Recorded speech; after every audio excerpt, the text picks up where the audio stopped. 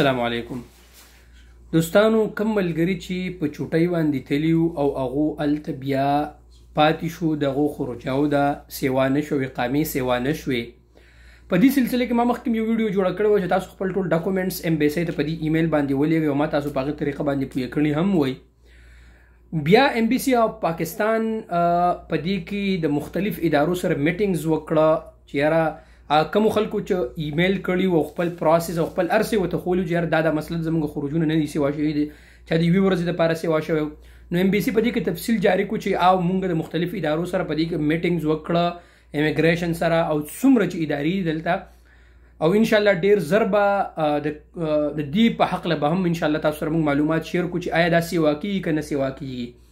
نو څومره چې زموږ ملګري دي که په پاکستان کې هغو مثال به طور ستاسو د کمپنیانو سره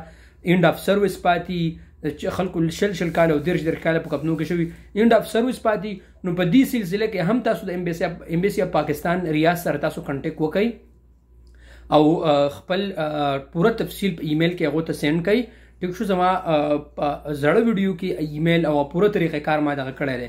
نو هغه هم تاسو د امبیسي اف پاکستان سره شیر کړئ. او د کم ملګرو د اوسه پورې چې د چا خروج او د ندي سیوا شوي هغه هم د امبیسي اف پاکستان سره رابطه وکړئ. انشاءالله د الله په فضل سره به